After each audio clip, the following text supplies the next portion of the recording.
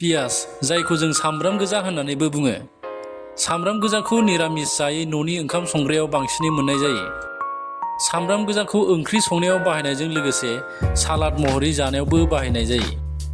मोनसे रिपर्टनि बायदिब्ला सामब्राम गोजायाव फ्लेभ'नइड्स मुंनि मोनसे गुन दं जाय देहानि गाज्रि कलेस्टेरलखौ बाङाइ खालामनानै थैनि दिदोमथिखौ लाखिनायाव मदद होयो।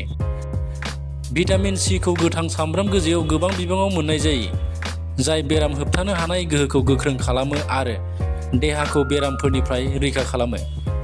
गोथां सामब्राम गोजाया सावस्रिनि थाखाय जोबोद मुलाम्फा गोनां, बेनिखायनो बेखौ जाग्रा आदाराव बाहायोब्ला गोबां मुलाम्फा मोननो हायो।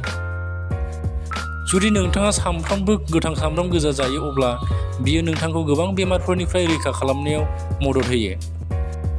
गोथां सामब्राम गोजा जानाया देहायाव ब्लाड प्रेसारखौ सामलायनायाव मदद खालामो। बेजों लोगोसे कलेस्टेरल थाखोखौ सामलायनानै बिखानि सावस्रिखौ साबसिन खालामनायावबो हेफाजाब होयो। बेनिखायनो दिनैनिफ्राय नोंथांमोनहाबो गोथां सामब्राम गोजाखौ जाग्रा आदाराव बाहाय। गोथां सामब्राम गोजायाव भिटामिन सी, B6, फलेट आरो पटेसियाम बायदि गोनांथार निउट्रियेन्टफोर थायो, जाय देहानि दोगोन सक्तिखौ साबसिन खालामनायाव मदद खालामो। सामब्राम गोजाखौ जायोब्ला उदैनि जेंनानिफ्राय रैखा मोनो आरो बेयो लिभारनि सावस्रिखौ साबसिन खालामनायावबो हेफाजाब होयो।